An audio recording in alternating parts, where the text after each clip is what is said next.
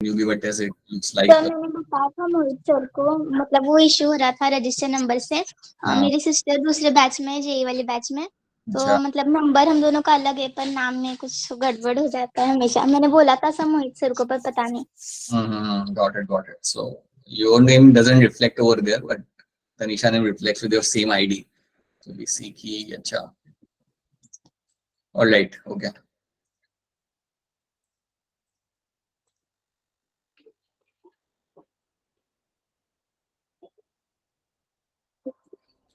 जो नया assignment share किया उसको मुझे शेयर कर देना आप, सॉल्व करके जिनका बाकी है वो, and I will be sharing the answer की विद दैट एक्सेप्टेड आंसर की उसकी शेयर कर दूंगा आपके साथ। सो आई मेक दैट हैपन। सो चलिए बात करते हैं आज हमारे रिवीजन के बारे में। So will be discussing human reproduction यहाँ पे, बिकॉज इसका आपका होने वाला है एक test. So that is what will be discussing right now. उसको हम थोड़ा डिस्कस कर लेते हैं। मेरा मेन ऑब्जेक्टिव यहाँ पे ये कि वो चीजों को डिस्कस करना जो आप इनिशियल लेवल पे सीखे थे, जिसको सीखे काफी टाइम हो गया है, like spermatogenesis, male genitalia, all those things. So I'm mainly focusing on those things जो एकदम recently ताजा है, parturition या something like your embryo development, right? So that is something we will be ignoring right now, right? So initial वाला part हम यहाँ पे देखते हैं, and that is something we'll try to do. उसके पहले यहाँ पे कुछ क्वेश्चन आप सॉल्व कर सकते हो जो हमने किए थे कल के क्लास के अंदर पढ़ा था जो हमने। So now you have few questions over here. In which of the following technique embryos are transferred to assist those female who cannot conceive? इनमें से कौन से कंडीशन के अंदर आप एम्ब्रियो ट्रांसफर कर रहे हो उन फीमेल्स के अंदर जो कंसीव नहीं की जा सकती, राइट? सो अगेन यहाँ पे क्लियर कट लिखा हुआ है यहाँ पे कि एम्ब्रियो ट्रांसफर की बात की जाती है। It is very clearly written embryo transfer यहाँ पे हो रहा है। सो वहां पे आपको इंडिकेशन मिल जाता है कि इसमें क्या आंसर आपके यहाँ पे आ सकता है, राइट? It's embryo transfer. नहीं शो हो रहा है, किसमें इशू हो रहा है? स्क्रीन इशू हो रहा है? अच्छा, स्क्रीन नहीं दिखा क्या आप लोग को? दिख रहा है सर, दिख रही है सर। अच्छा, okay, all right, okay. So all right, so embryos are transferred to those female who cannot conceive. तो अगर लिखा हुआ है embryos यहाँ पे, then you can see क्या आंसर यहाँ पे हो सकता है। तो बताइए दीपिका, क्या होगा इसके अंदर आंसर, जल्दी बताओ। Sir option number B. Embryo, बेटा एम्ब्रियो मेंशन किया था। ऑलराइट, अपूर्वा क्या होगा इसका answer? Option D. D? Sir A. Alright, Sidra आपको क्या लग रहा है? Sir option A. Option A आ रहा है यहाँ पे। अक्षर आपको क्या लग रहा है? A. Let's check one more answer over here. Tavanpreet, sir C. आप लोगों ने रिवाइज नहीं किया था क्या ये टॉपिक जब हमने कल किया था? सब अलग अलग यहाँ पे आंसर दे रहे हैं। किया है सर। सर किया तो था। किया तो था। ऑलराइट, ठीक है। I am quite surprised to have multiple answers over here. याद रखो, अगर यहाँ पे एम्ब्रियोस की अगर बात की जा रही है, अगर हम एम्ब्रियोस यहाँ पे ट्रांसफर कर रहे हैं, सो दैट मींस आपका जायगोट बन चुका है, एम्ब्रियो बन चुका है यहाँ पे आपका, राइट? अब एम्ब्रियो की जब मैं यहाँ पे बात कर रहा हूँ तो जीआईएफटी वाली बात तो आएगी नहीं ना कभी यहाँ पे। You can not have GI, that's a gamete इंट्राफिलामेंट transfer, right? तो जहाँ पे भी जीआईएफटी लिखा हुआ है वो तो आपका यहाँ पे कभी भी आपका आंसर बनेगा नहीं, ठीक है? इसमें जो दो टर्म आ रहे हैं यहाँ पे जो बिल्कुल प्रिसाइज है यहाँ पे, एक है आपका जायगोट इंट्राफिलामेंट ट्रांसफर, यहाँ पे आप एम्ब्रियो को ट्रांसफर, और दूसरा आपका यहाँ पे इंट्रा यूट्रिन ट्रांसफर। ये दोनों कंडीशन के अंदर आप एम्ब्रियो ट्रांसफर कर रहे हो उन फीमेल्स के अंदर which can not get themselves conceived, right? So here it is been mentioned over here that embryos are getting transferred. तो आपको पता चल जाना चाहिए कि यहाँ पे ऑप्शन ए ही मेरे यहाँ पे आंसर आएगा, intrafallopian transfer and intra uterine transfer. तो दिस सर ए ही ऑप्शन ही बेटा आपका यहाँ पे आंसर होगा। और जायगोट इंट्राफिलामेंट ट्रांसफर के अंदर यू विल फाइंड कि अप टू विच स्टेज, कौन से स्टेज तक आप यहाँ पे ट्रांसफर करते हो एम्ब्रियो को? 8 स्टेज तक ब्लास्टोमा। अरे अप टू 8 मोरुला वो सब मत बोलो, अप टू 8 ब्लास्टोमेर स्टेज बोलो, ठीक है? अप टू 8 ब्लास्टोमेर स्टेज तक आप ट्रांसफर करते हो एम्ब्रियो को फैलोपियन ट्यूब के अंदर। एंड जब हम बात करते हैं इंट्रा यूट्रिन ट्रांसफर, यहाँ पे आप कौन से स्टेज पर ट्रांसफर करते हो? Anything beyond 8 cell stage. मेरी बात वापस सुनो ध्यान से। इंट्रा यूट्रिन ट्रांसफर में अगर 8 ब्लास्टोमेर स्टेज के आगे जा रहा है then will transfer them into the uterus. Please don't go for 16, 18, 64 मत करो। इतना रखो कि अगर आपका ये एम्ब्रियो के अंदर you have beyond 8 blastomere stage, अगर 8 ब्लास्टोमेर से ज्यादा बनते हैं, मतलब 16, 64 मतलब ज्यादा हो गए आपके, तो याद रखना बियॉन्ड 8 ब्लास्टोमेर स्टेज अगर जाता है, मतलब उससे अगर ज्यादा बन जाए अगर आपका embryo, then that has to be transferred into intra uterine transfer, then वो आपको आएगा यहाँ पे इंट्रा यूट्रिन ट्रांसफर के अंदर, right. Zygote intra fallopian transfer में याद रखना, अगर फेलोपियन ट्यूब में अगर आप ट्रांसफर कर रहे हो एम्ब्रियो को, then it has to be up to 8 blastomere stage. ऐसा भी नहीं कि 8 ब्लास्टोमेर स्टेज होना चाहिए, 8 या उससे पहले 4, 2, 8 इस नंबर के अंदर आप ट्रांसफर कर सकते हो फेलोपियन ट्यूब के अंदर। Now this is something I was expecting कि आप लोग इसका आंसर सीधे बता दोगे। It is quite surprising for me. याद रखना बेटा, जो भी आपको कराया जा रहा है उसको जाके अगर आप रिवाइज नहीं कर रहे, then things will evaporate as evaporation as which happens on a soil after rain in a summer days. So वो ऐसा नहीं चलेगा आपको. This is something which is not going to work. It should be option A by every means. You should be clear with this. Okay. In case of a couple where the male is having very low sperm count, तो यहाँ पे एक indication आप यहाँ पे देखो, काफी clearly यहाँ पे क्वेश्चन में दिखा हुआ है आपके यहाँ पे, that a male is having a very low sperm count. यहाँ पे बहुत क्लियरली आपको यहाँ पे एक इंडिकेशन मिल जाता है. Which technique will be suitable for fertilization? इसके अंदर आपकी कौन सी टेक्निक आपके यहाँ पे सुटेबल होगी फर्टिलाइजेशन के लिए, जहाँ पे मेल इज आएंगे very low sperm count. So now you have to see over here. Now we have option in this A, B, C, D, and now raise your hand and tell me क्या इसके अंदर possible answer बन सकता है. बताओ अनिरुद्ध, क्या होगा इसका answer? Sir option number B. Aniruddh यहाँ पे बी कह रहा है. प्रखर आपको क्या लग रहा है? बी. आप भी बी कह रहे हो ना? आई होप आप बैटमैन वाला बी कह रहे हो. शिवा आपको क्या लग रहा है? Sir, same B. Right. So B is going to be a correct answer. It is going to be artificial insemination. अगर लिखा हुआ है यहाँ पे आपका कि मेल इज आएंगे वेरी लो स्पर्म काउंट, यहाँ से आपको एक इंडिकेटर मिल जाता है कि यहाँ पे आप किस चीज को आप ढूंढोगे यहाँ पे. So yes, here I will be doing the artificial insemination, जहाँ पे मेल गैमेट को रिलीज किया जाएगा यूट्रस के अंदर, right? That will release over here. और जब हम मेल गैमेट को यूट्रस में रिलीज करते हैं, so that is something called as your intrauterine insemination, right? That is something which will be called as your insemination. उसको आप यहाँ पे insemination आप यहाँ पे बोल दोगे, ठीक है? तो ये यहाँ पे ध्यान रखना. This is something you have to know over here, right? Just give me a minute. Just give me a minute. एक second.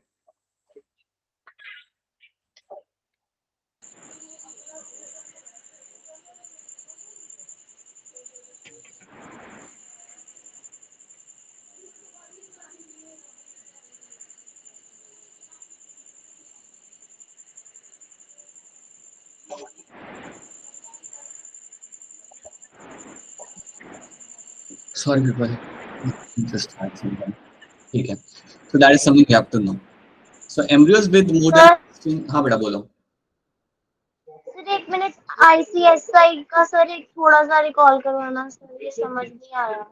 समझ नहीं आ रहा बेटा? आपने रिवाइज किया था वापस जाके? यस सर, किया था, बुक से भी किया था. Have to be very peculiar with that, right? Or else you won't remember बेटा, ऐसे नहीं होगा. देखो ICSC के अंदर आपका यहाँ पे क्या होता है, that you take a male gamete, you generally take a female egg. यहाँ पे आप female egg आप यहाँ पे लेते हो, and then उसको आप पंचर करा के उसके अंदर आप डालते हो male gamete, that would be the sperm. So यहाँ पे हम माइक्रोवेव यूज करते हैं, and over there you will be adding the sperm on that. उसके अंदर हम यहाँ पे हमारा जो male gamete यहाँ पे होगा उसको हम यहाँ पे ऐड करेंगे, right? So this male gamete is something which will be added inside the egg, right? और ये सब आपका किया जाता है लैब के अंदर. This will be done in the lab.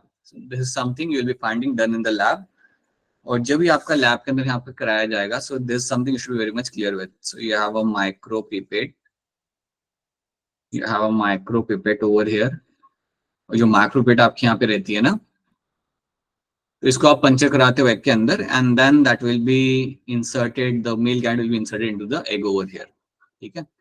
तो ये जब आपका यहाँ पे किया जाता है, इसको हम यहाँ पे कहते हैं as a intracytoplasmic sperm injection. This something will be finding here. अभी ICSI जो आप यहाँ पे करते हो, that's will be happening outside the, it's happening in the lab outside the body. So ये हो गया हमारे यहाँ पे in vitro fertilization. This becomes your in vitro fertilization. It becomes your in vitro fertilization. So this is something you should be clear with, right? तो ये बात आपको यहाँ पे ऐड रखनी है. All right. So 36 embryos with more than 16 blastomeres formed due to in vitro fertilization. So अगर आपका एम्ब्रियो यहाँ पे जिसके अंदर 16 blastomeres आपके यहाँ पे बन चुके हैं, so इसको आप कौन से कहाँ पे रिलीज करोगे? Again, please think wisely and then try to answer this. अर्चना क्या होगा इसका answer? Option A sir. And Diksha आपको क्या लग रहा है? Option A. Right, uterus is going to be a correct answer. और इसको हम बोलेंगे यहाँ पे as intra uterine transfer. This is something which will be called as intra uterine transfer. तो ये बात आपको यहाँ पे याद रखनी है, this will be called as intra uterine transfer. तो ये चीज आपको इसके अंदर क्लियर कट याद रखनी है। तो ये चीज आपको इसमें याद रखनी है, ठीक है। सो ये आपको याद रखना है, that's something you have to be very much clear with. यहाँ पे आपको बड़ा आसान सा सवाल है, a childless couple can be assisted to have a child through a technique called GIFT। The full form of this technique is what? ये जो GIFT जो यहाँ पे लिखा हुआ है, इसका फुल फॉर्म यहाँ पे आपका क्या होगा? What will be the full form over here? So that should be clear to all of you. यहाँ पे आपका फुल फॉर्म क्या होगा? तो बताइए क्या हो सकता है? इसके अंदर हैंड रेज करिए। Option D. Option D sir. Option D. Question के साथ आप कभी कुछ गलत नहीं करोगे। So this going to be gamete इंट्राफिलामेंट transfer, right?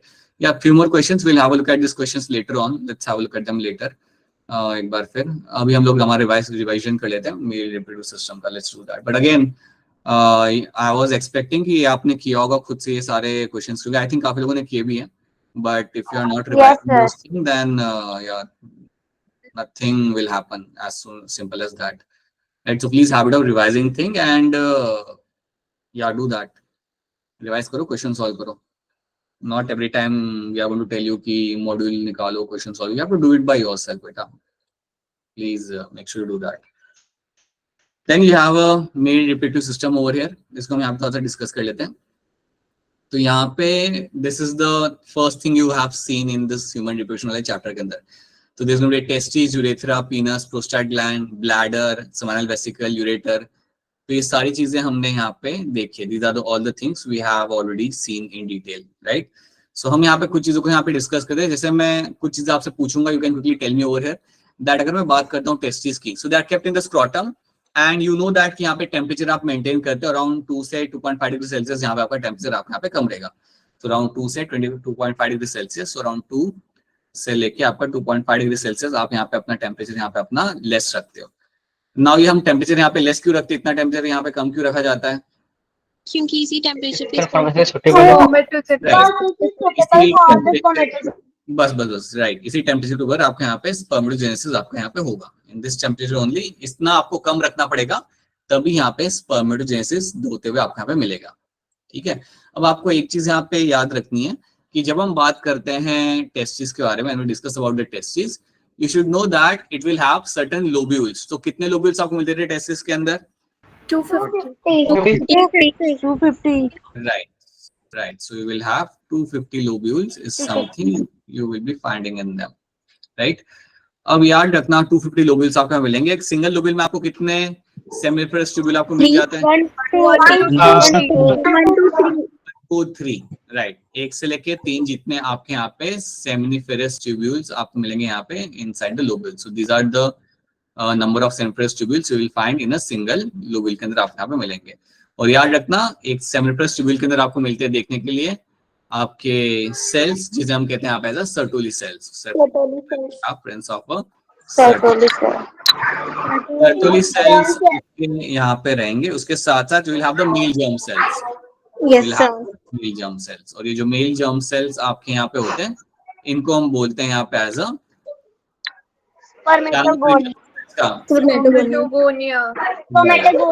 call them as a spermatogonia. So that is something we'll be calling. अब ये बताओ कि स्पर्मेटोगोनिया क्या होता है? डिप्लॉइड होता है, हैप्लॉइड होता है? स्पर्मेटोगोनिया मियोसिस कब करेगा? सर वो पहले माइटोसिस करके प्राइमरी स्पर्मेटोसाइट बनाएगा, फिर मियोसिस 1 करेगा, सेकेंडरी स्पर्मेटोसाइट बनाएगा, फिर मियोसिस। याद रखना स्पर्मेटोगोनिया मियोसिस नहीं करता डायरेक्टली, वो पहले बनाएगा प्राइमरी स्पर्मेटोसाइट। सो बेसिकली ये लोग माइटोसिस कर सकते हैं आपके यहाँ पे, they will not initiate the meiosis. Meiosis आपका स्टार्ट करता है प्राइमरी स्पर्मेटोसाइट। तो ये चीज आपको क्लियर होनी चाहिए। अब मुझे बताओ कि you have this seminiferous tubule, उसमें यू हैव सर्टोली सेल्स या मेल जर्म सेल्स, ये आपको यहाँ पे मिलेंगे देखने के लिए। That is something you will get to see over here, right? अब आपके सेमिनिफरस ट्यूब्यूल के बाहर यू हैव अ स्पेस, उस स्पेस को हम लोग क्या बोलते हैं? Interstitial space, right. और उस स्पेस के अंदर आपको एक सेल्स मिलेंगे, उन सेल्स को हम क्या बोलेंगे? Leydig cells, right? So you call them as a Leydig cells, जो आपको interstitial space के अंदर आप वहाँ पे मिलेंगे देखने के लिए. And these Leydig cells are the one which are going to release the hormone that is your Testosterone. बोल सकते हैं. Right? अब मेरा एक बड़ा आसान सा सवाल है आपके पास. पहले हम ये वाला क्वेश्चन यहाँ पे देख लेते हैं. मैच द फॉलोइंग आपका सामने. So you have this match the following. Now take your time, take your 30 seconds and tell me इसमें आपका possible answer आपके यहाँ पे क्या हो सकता है. So simple है. अगर आपको नाबरकन अगर आप मालूम नहीं भी, अगर आपको यहाँ पे कि ये क्या होता है, even then you can answer this. अगर आपको नहीं मालूम है तभी आपका आंसर यहाँ पे निकल के आ सकता है. तो take your time and quickly answer this.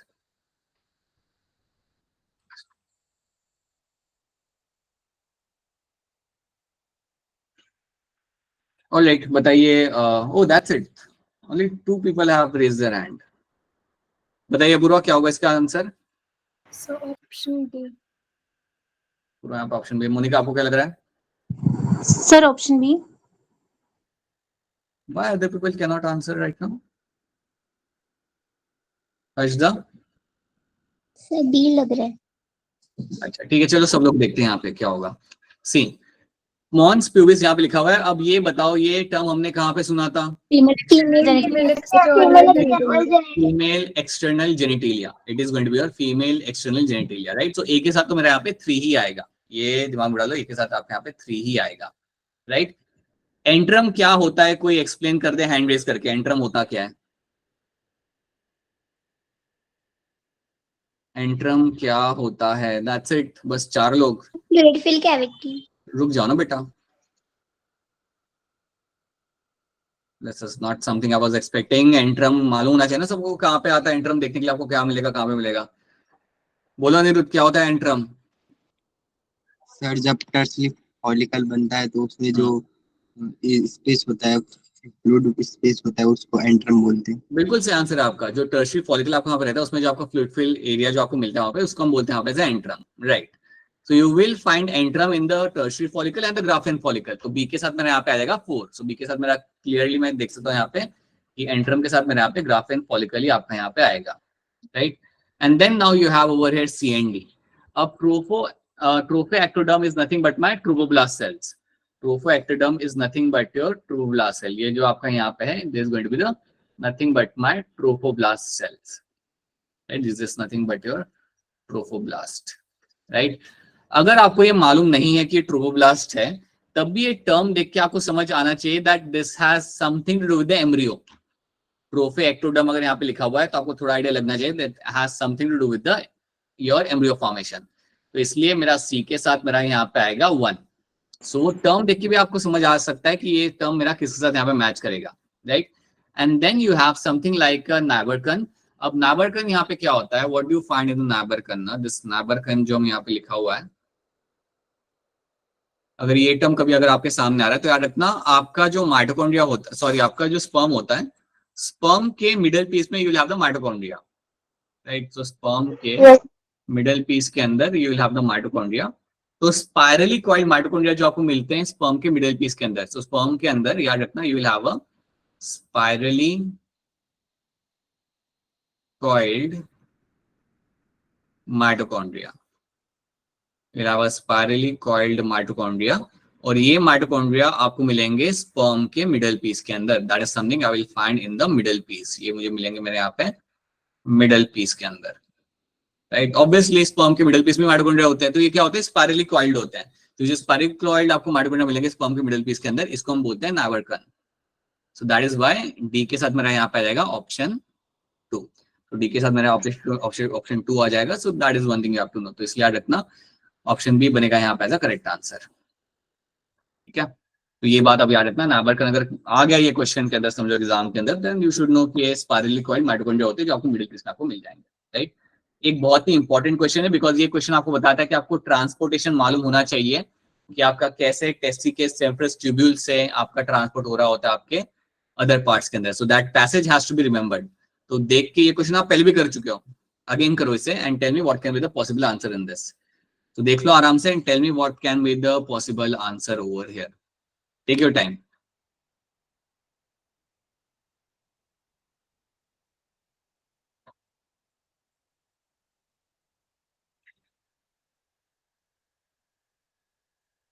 बताइए काजल, क्या लग रहा है इसका आंसर?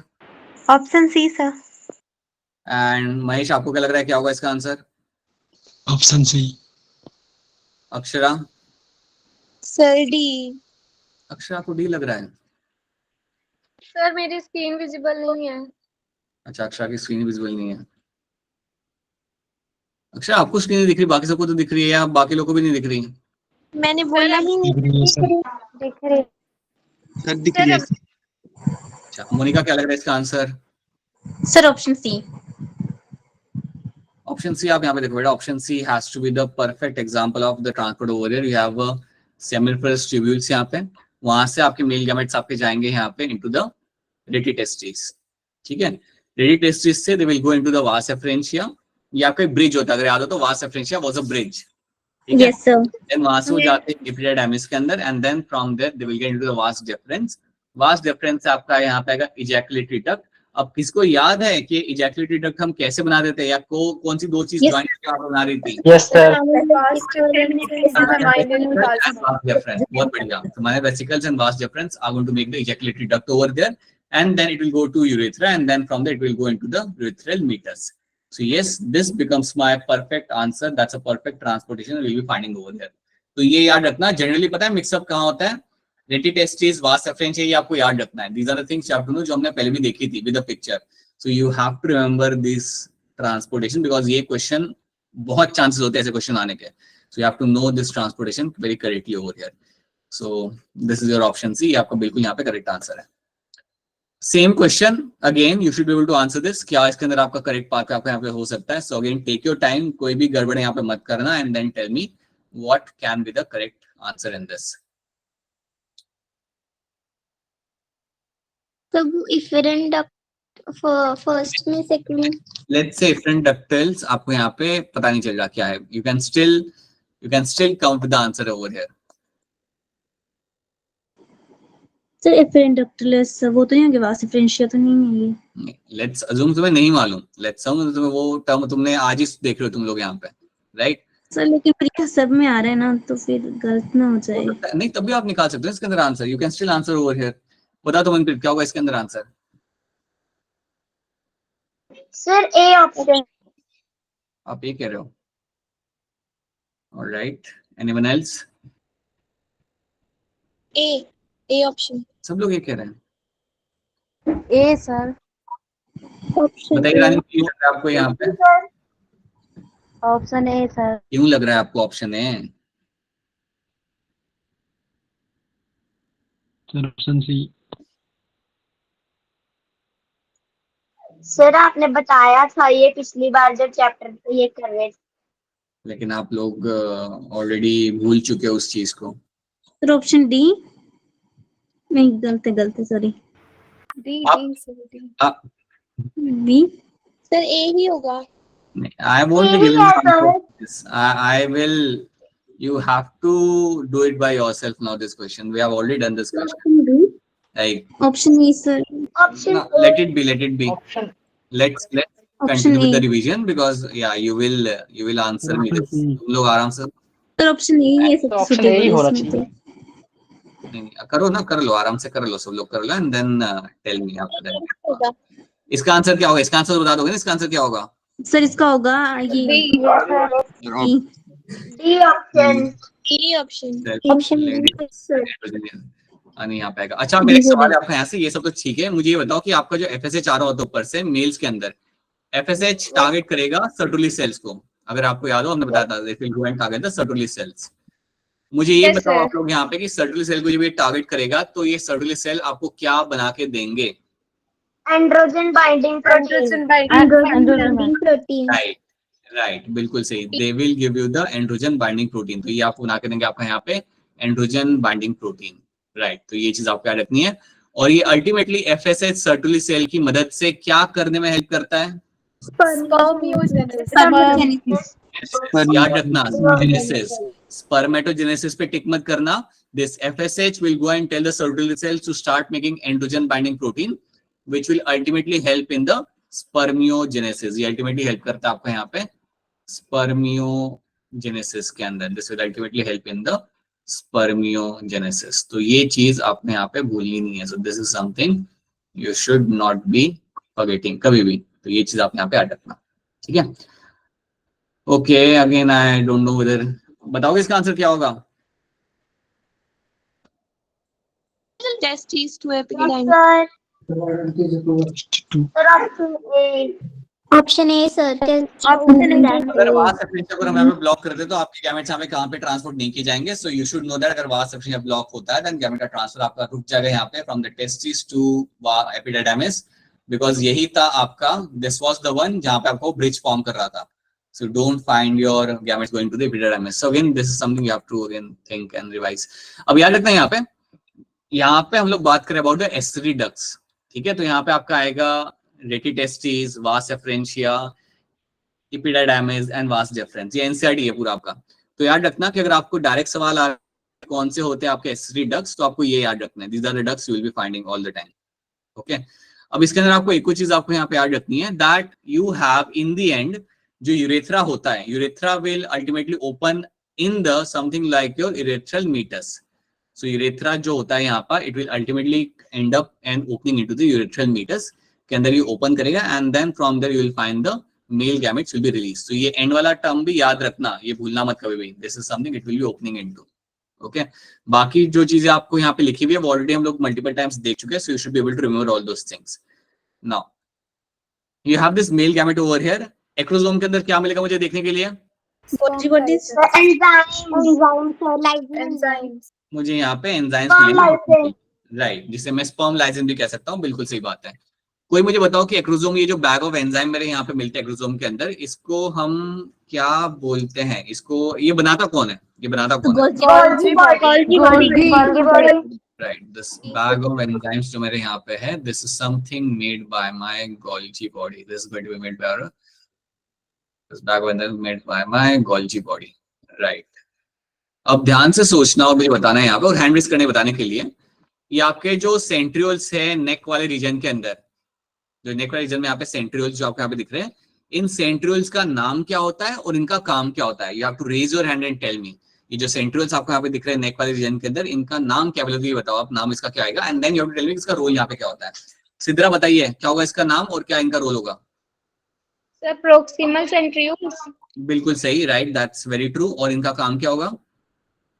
सर स्पेंडल फाइबर को फर्टिलाइजेशन करते हैं, राइट। तो फर्टिलाइजेशन करने के बाद आपका जो माइटोसिस होता है वो करने में आपकी मदद करेंगे आपके प्रॉक्सिमल सेंट्रियोल्स।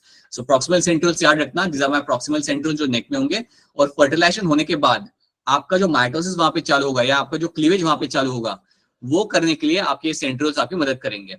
दूसरे सेंट्रियोल्स आपको मिलते हैं आपके लोअर रीजन के अंदर, and those are called as my distal centrioles. हां, और डिस्टल सेंट्रियोल्स जनरली क्या करते हैं, क्या बनाने में हेल्प करते हैं? फ्लैजेला। सो फ्लैजेला फॉर्मेशन आपका यहाँ पे हो रहा होगा आपके डिस्टल सेंट्रियोल्स से, ठीक है। ये कोई नई बात नहीं है, हम ऑलरेडी पढ़ चुके हैं, आपको बस हम रिवाइज करा रहे हैं, ठीक है। दिस इज समथिंग, सो याद रखना माइटोकॉन्ड्रिया के अंदर आपको एटीपी बनाने के लिए एनर्जी वाले मॉलिक्यूल्स मिल जाएंगे, that is going to be the in the middle piece will have. Then you have these glands, seminal vesicle, prostate and bulbourethral gland. याद रखना यहाँ पे मेंशन किया हुआ है कि ये जो seminal plasma इन तीनों से आ रहा होता है, it will have good amount of fructose, calcium and certain enzymes. NCERT पढ़ के आना सब लोग, right? This secretion will actually make sure that it has a right amount of environment for the sperms. अब मेरा सवाल आपसे यहाँ पे ये है कि तीनों ग्लैंड में से कौन सा ग्लैंड होता है जिसका सिक्रीशन सबसे ज्यादा आता है? Seminal vesicle. Right, seminal vesicle का सिक्रीशन आपका सबसे ज्यादा है, अराउंड 60% सिक्रीशन तो आपका यहाँ से जा रहा होता है, ठीक है। इन तीनों ग्लैंड में से कौन सा ग्लैंड होता है जिसका सिक्रीशन होता है आपका थोड़ा सा एसिडिक? सर बिल्कुल सही। सो प्रोस्टेट का जो सिक्रीशन आपका यहाँ पे आएगा, the secretion you will be having with your prostate is going to be a slightly acidic, वो आपके यहाँ पे होगा आपका slightly acidic, ठीक है। Then you have a bulbourethral gland and that gland is also going to have a secretion. अब एक स्पेशल बात बताओ कि bulbourethral gland आपके यहाँ पे क्या करने में हेल्प करता है? लुब्रिकेशन तो कर रहा है, लुब्रिकेशन करने में हेल्प करता है पेनिस और न्यूट्रलाइज करता है। Sir, it don't neutralize the acidity from the urinary. सुन, हाँ आ गया answer.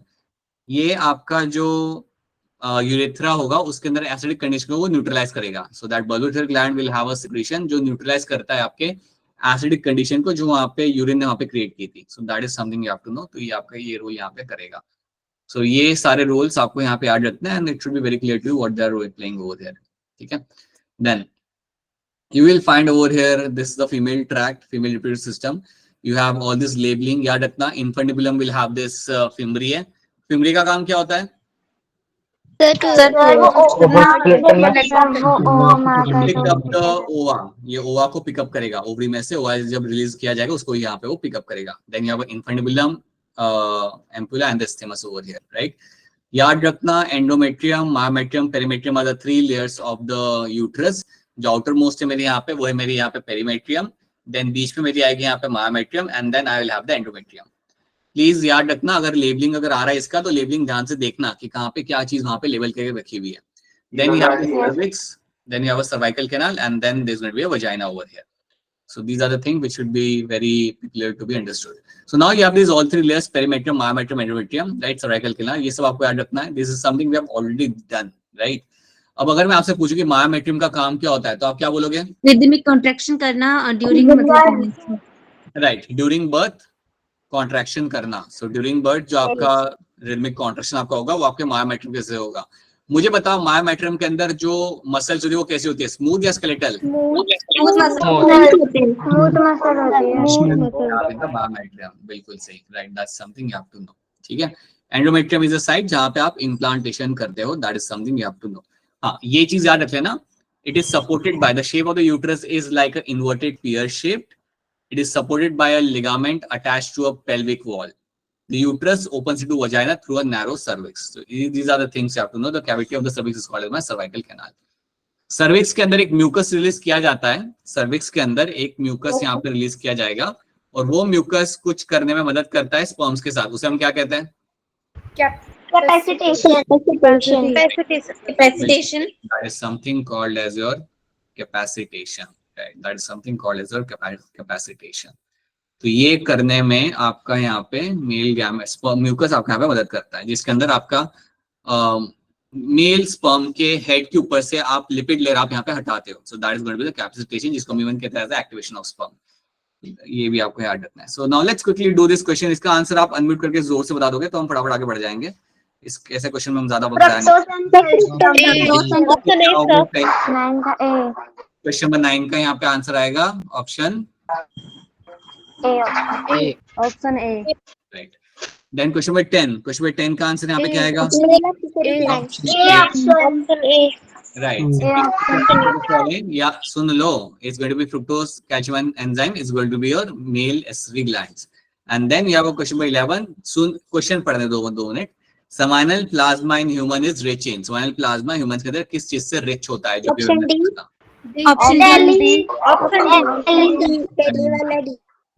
Option D becomes my correct answer in this. बिल्कुल सही, राइट. अब यहाँ पे बात की जा रही है अबाउट द फीमेल जेनिटेलिया. अब जब भी फीमेल जेनिटेलिया की बात की जाएगी पहले तो आपको ये इनसाइड की जो जितनी लाइंस है वो आपको थरली आपको पढ़ के आना है. पहले तो आपको याद यहाँ पे ये रखना है कि उसके अंदर आपको क्या क्या चीजें देखने के लिए यहाँ पे मिलती है. So you will have something like your mons pubis, labia majora, labia minora, hymen and the clitoris. Clitoris को आप जानते हो that is going to be homologous to the male's penis. ये हम लोग डिस्कस कर चुके हैं ऑलरेडी, राइट. सुन लो मेरी बात. हाँ जी. And then we have then all the statements we have already gone through. Mons pubis will be having a fatty deposition and will be covered by a pubic hair. So it is a cushion of fatty tissue and will be having the covering of the pubic hair, right? Then you have the labia majora is a fleshy fold. ये आपके fleshy folds आपको मिलेंगे और इन fleshy folds के अंदर आपको मिलता है labia minora. Within that you will have the labia minora. Okay? ये जो fleshy folds होते हैं they are being seen surrounding the vaginal opening. Okay? And then there will be labia minora that is will seen inside the labia majora. उसके अंदर भी आपको labia minora आपको देखने के लिए वहाँ पे मिल जाएगा, right? The opening of the vagina is covered by partially by a hymen. It is covered by a tissue. That tissue is called as your hymen. That covering is called as the hymen. Hymen के बारे में मैंने आपको एक बात बताई थी पहले भी that this is something which might get broken even during a exercise or some kind of physical activity. It is not an indicator of any kind of sexual intercourse. So that is something you should be very much clear with. Something we have already discuss और इसके ऊपर base मैंने आपको last assignment में भी आपको question share किए थे because you should know all दो स्टेटमेंट्स. ठीक है. Clitoris is a finger like structure, right, which lies upper two the junction of two labia minora above the urethral opening. So right above the urethral opening, you will have the clitoris, which is homologous to the penis. So this is something you have to know. So हेमन के बारे में ये जो statements यहाँ पे लिखी हुई है, ये आपको याद रखिए because statements आपके सामने आ सकती है as a question. So that's why you have to know all those things.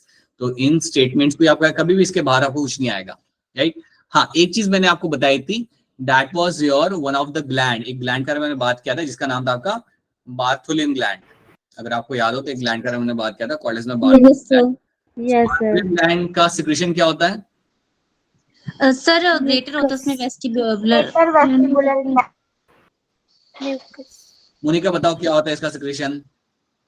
Sir greater vestibular gland वो मतलब वो करेगा, सिक्रीट करेगा, म्यूकस को सिक्रीट करता ताकि जो लुब्रिकेशन हो सके उसकी.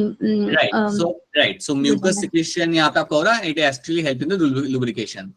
This basically going to help in the lubrication. Now you have multiple glands over there. लेकिन मैं चाहूंगा कि आप ये बाथरूम ग्लैंड आप यहाँ पे याद रखो पहले तो. This is the first gland you have to know over here, right? Because this is the one which will be, you will find question coming based on. That is something you have to know. Then after entry of a sperm into the cytoplasm of the ovum, which of the following event takes place? Question number 51 हम already एक बार देख चुके हैं. इसको एक बार हम वापस देखते हैं कि जब आपका स्पर्म यहाँ पे अंदर आता है तो कौन सा इवेंट यहाँ पे होगा. Raise your hand to answer this. Hand raise करके बताइए कि इसके अंदर आपका क्या आंसर यहाँ पे आ सकता है. अगर स्पर्म एंटर कर रहा है साइटोप्लाज्म के अंदर, then which of the following event are going to take place over here?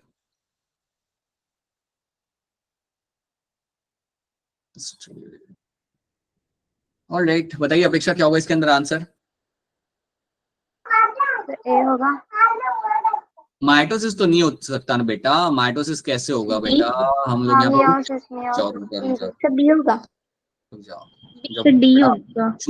बता Monika, I'll ask you, then let me know the answer, right?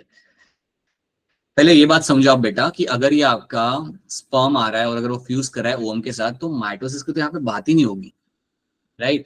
So first of all you have to know after entry of a sperm into the ovum, the first thing which you will be finding happening is a meiosis मेरा खत्म होगा.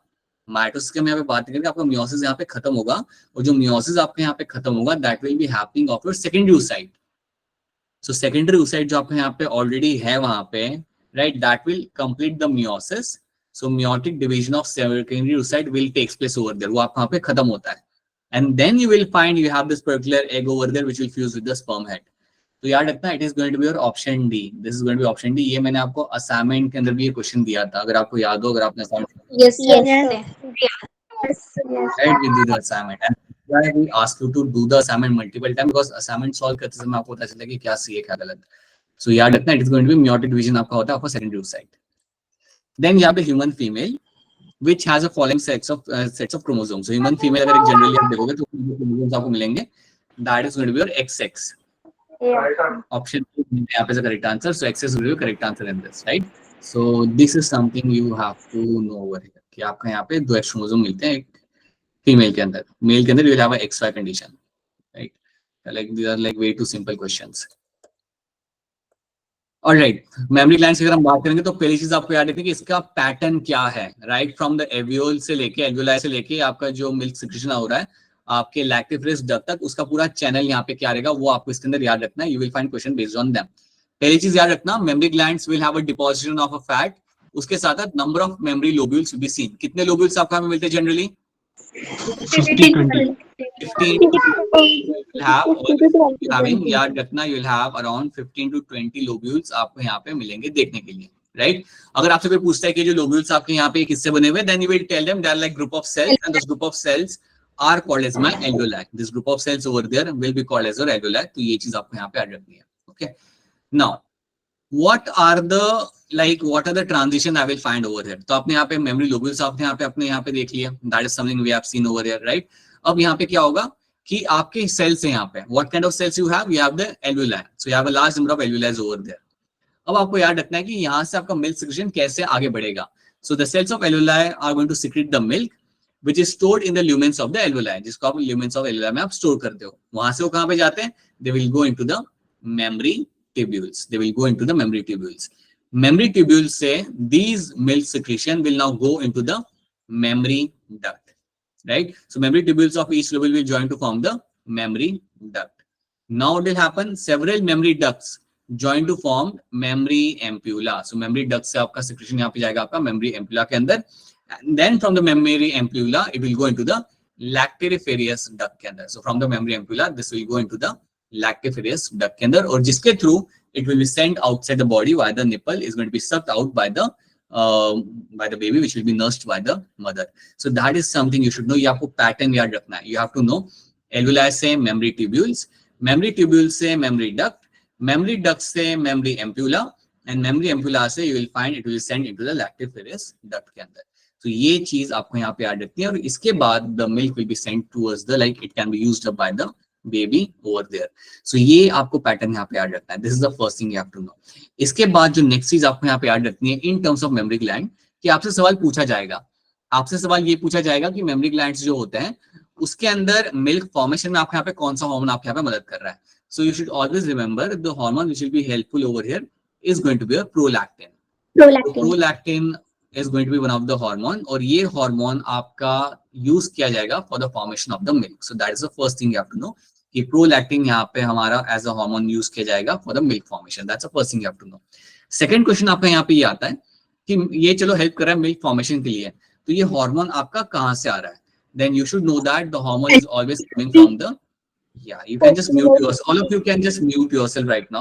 Yeah, I will let you know when you have to answer. ठीक है, अभी अपने आप को mute रख सकते हो आप लोग. ठीक है, so what will be happening, याद रखना, prolactin is something which will always come from the anterior part of my pituitary gland. This will always come from the anterior part of the pituitary gland. So anterior pituitary से आपका prolactin यहाँ पे secrete किया जाएगा, और ये फिर आके help करता है in the milk formation. This will actually help in the formation of milk. This will actually help in the formation of milk.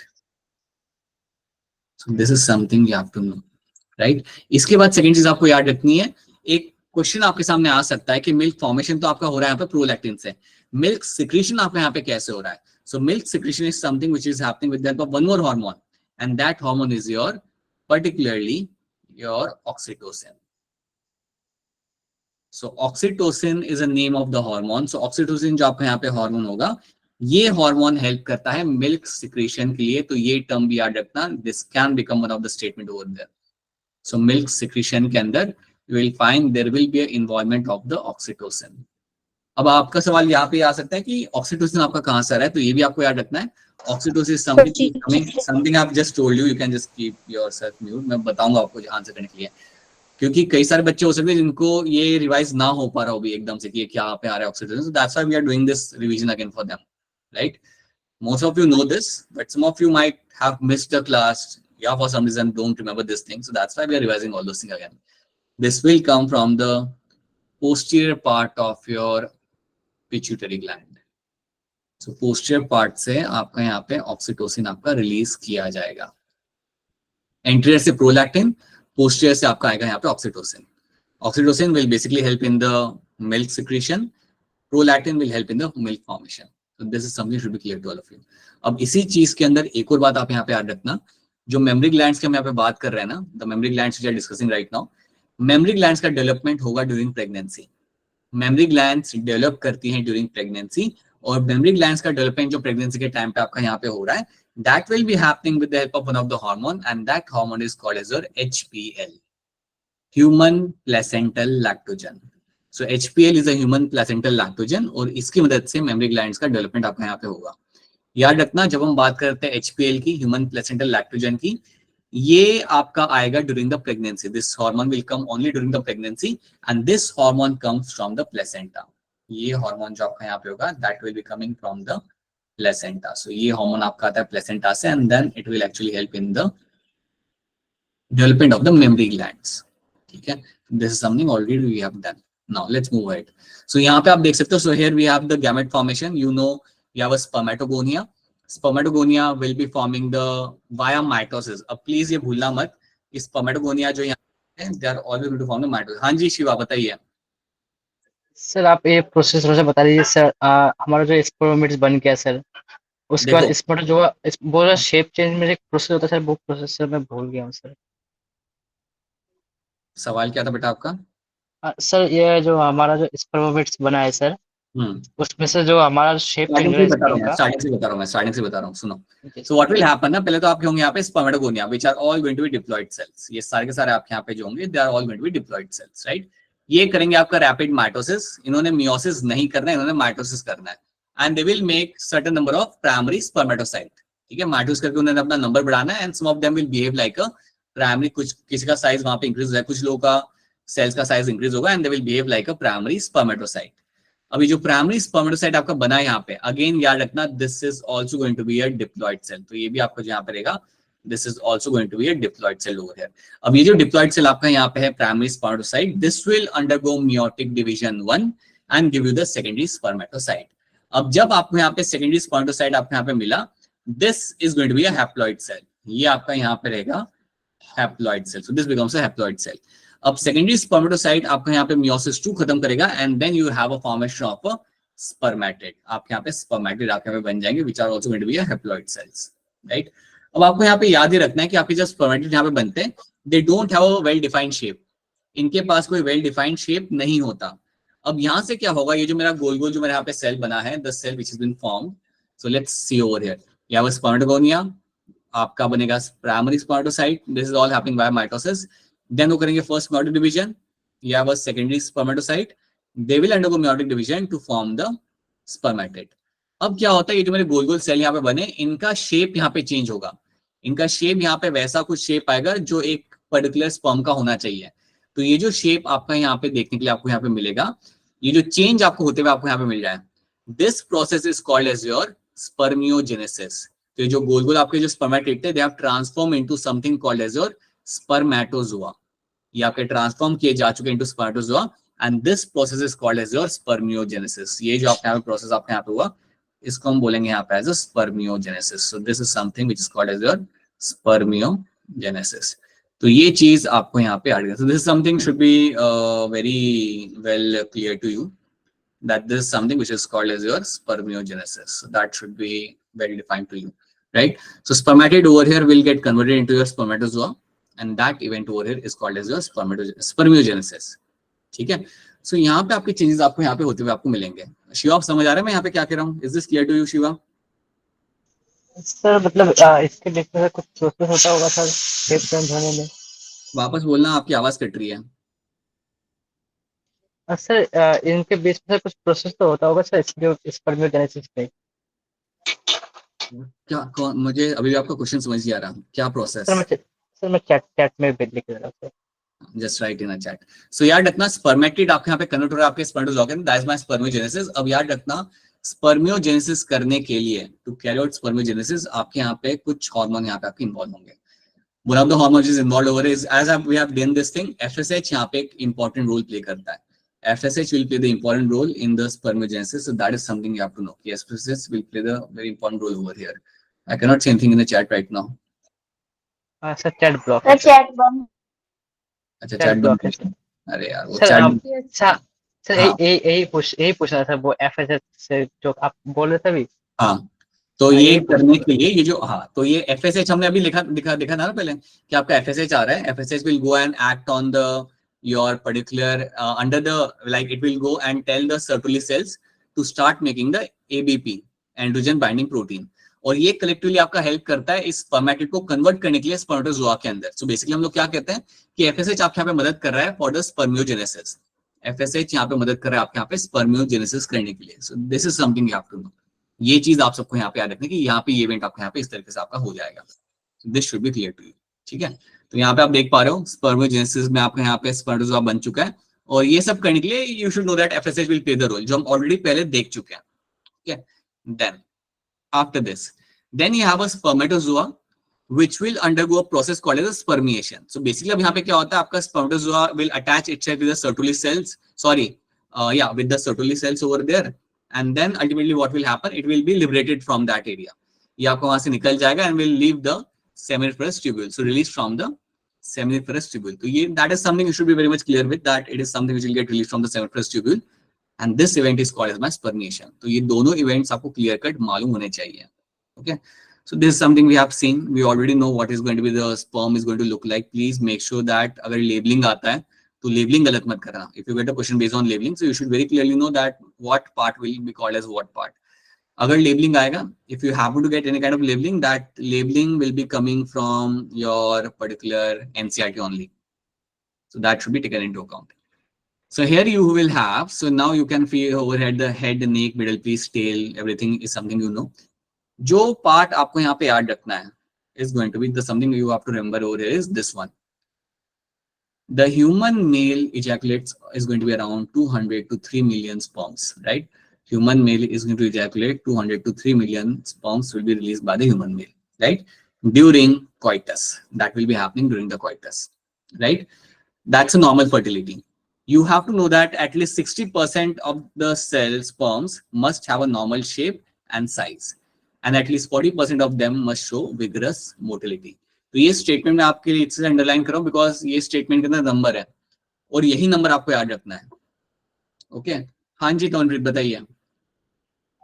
Sir जो 60% है जिनकी नॉर्मल शेप एंड साइज है वो ही 60% में से 40% की वाइगरस मोटिलिटी होनी चाहिए. हाँ एग्जैक्टली राइट. उसी 60% में से you should at least have 40% of them which should show vigorous motility.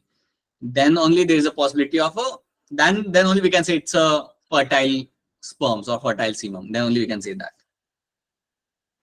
पता चला? So that is something you have to know, right? Yes, sir. हाँ उसे 60% में से आपको वो चीज याद रखनी है. So this is something we have done. अब आता है आपका वो वाला part which has to be paid attention to. Now this is something we actually have to pay attention over there. This is going to be the oogenesis. So when we discuss oogenesis, अब यहाँ पे थोड़ा ध्यान देना. Just सुनो यहाँ पे. I know all of you know everything, right? बस सुनो तब भी, right? So what will be happening here in oogenesis? That you have a formation of ova. That is something you find happening in oogenesis. ये start होता है fetal stage पे. This is something starts at the fetal stage. Now, if you have a question, then only you can raise your hand, right? So at the fetal stage, you will find this oogenesis is going to initiate. So what you get to see over here, a large number of oogonia are being formed. A large number of oogonia are being formed over here. So roughly 2 million oogonia are being formed over here, and they are all formed via mitosis. सारे के सारे oogonia जो आपके यहाँ पे deployed होंगे, right? This all oogonia over here are going to be deployed. They will be formed via mitosis, right? Now what happens now, like when these oogonia are formed, many of these oogonia will initiate the meiosis 1. जितने भी oogonia यहाँ पे आपके बने उनमें से कई सारे आपके यहाँ पे होंगे which will initiate the meiosis 1, and once they initiate the meiosis 1, they will stop at prophase 1. They will get arrested at your prophase 1. ये सारे के सारे आपके arrest हो जाएंगे at the prophase 1 के अंदर. And once they get arrested at the prophase 1, you have a term for them. एक उनके लिए आप term यहाँ पे use करते हो, and that term is my primary oocyte. मैं इनको बोलूंगा as a primary oocyte. Now please try to understand when a baby girl is born, जब बेबी गर्ल का बर्थ होता है तो it already had a large number of primary oocyte inside its ovary. उसके अंदर ऑलरेडी कई सारे primary oocyte वहां पे रेडी है और सारे के सारे अरेस्टेड है आपके प्रोफेस 1 के अंदर. They are all arrested in prophase 1, right? सारे का उन्होंने meiosis 1 चालू कर दिया but they are arrested in prophase 1 and she has just उसका भी बर्थ हुआ है. Okay now what happens? Now the birth has taken place. Now for next 13 years, ज़्यादा कुछ वहाँ पे अंदर होगा नहीं. The only thing which will happen is going to be many of the oogonia will die. कई सारे oogonia जो होंगे उनकी death होगी. Many of the oocyte will die. So as we know that till the girl hits a puberty, you only have 60 to 70,000 oocyte will be there in the ovary. 60 to 80,000 oocyte will be there in the ovary. That's it. बाकी सबको वहाँ पे death हो चुका होगा. And जिसको हम even short में even कहते हैं atresia. We also those death of ovary or death of oogonia जो हो रहा होता है ना अंदर, उसको हम वहाँ पे even इसे बोलते हैं as atresia. We also call it as atresia. That has been also called as your atresia. So those death happening over there, which have been also called as atresia. Okay, so that will happen, right? So now what happens now? Every primary oocyte is surrounded by a primary follicle. Every primary oocyte is surrounded by a primary follicle. Primary follicle में कुछ नहीं होता. Basically it will have a granulosa cell. So primary oocyte के आसपास आपको मिलेंगे यहाँ पे granulosa cells और उसको हम बोलते हैं यहाँ पे as a primary follicle. Now as a girl hits a puberty, under a hormonal influence के अंदर the follicle will start developing. Follicles आप यहाँ पे develop करते हैं. Primary will turn into secondary, right? And secondary will turn into a tertiary one. Tertiary में याद रखना आपको दो टाइप के थीका यहाँ पे मिलेंगे. You will have a theca interna and you will have a theca externa. So you have a theca externa and you have a theca interna. Theca interna हमारे लिए इंपॉर्टेंट है बिकॉज यहाँ से आपका आ रहा है ईस्ट्रोजन. से you will find oestrogen is going to come. ठीक है। और जो आपके यहाँ पे जो टर्शियरी फॉलिकल आपका यहाँ पे होगा, it will be also you can see over here presence of a antrum. यहाँ पे आपको एंट्रम भी आपको यहाँ पे देखने को मिलेगा, that is a bag like structure which will have the fluid. So large bag like structure जिसमें आपको फ्लूइड मिल जाएगा, वो आपको टर्शियरी फॉलिकल में क्लियर कट देखने के लिए आपको मिल जाता है। अब एक और बहुत इंपॉर्टेंट पॉइंट आपको यहाँ पे याद रखना है कि टर्शियरी फॉलिकल जब बनाना, तब आपका प्राइमरी oocyte मियोसिस 1 खत्म करेगा। ये वो टाइम होता है आपका जब प्राइमरी oocyte मियोसिस 1 खत्म करेगा and there will be a formation of a secondary oocyte, और वो सेकेंडरी oocyte भी मियोसिस 2 चालू करता है लेकिन रुक जाता है मेटाफेज 2 के अंदर। तो ये बात भी जहन में आपको याद रखनी है कि वो अपने टर्शियरी फॉलिकल के अंदर ये इवेंट भी आपका हो रहा है कि आपका प्राइमरी oocyte मियोसिस 1 खत्म कर रहा है, सेकेंडरी oocyte आप यहाँ पे बन जाए, वो चालू करेगा meiosis 2 and will get arrested in the metaphase 2 के अंदर, वो यहाँ पे अरेस्टेड हो जाएगा। So this is also one thing should be very, very, very clear to you, which has been happening over here, right? So now you have a graphene follicle, and then from here we will find the, अब यहाँ पे rupture होगा, अब यहाँ पे कुछ नहीं और नहीं होना, it will rupture will happen, and the secondary oocyte will be released. ये सारे events आपको categorically आपको याद रखने हैं, और एक जो important बात आपको याद रखनी है कि मेरा जो oocyte है ना, ये surrounded है with my zona pellucida, right? एक तो layer मिलेगी आपको zona pellucida की, और उस and that's a glycoprotein, that's a non-cellular layer, that's your zona pellucida. अच्छा, किसी का क्वेश्चन है? हाँ जी, दिया पांडे, बताइए क्या सवाल है आपका?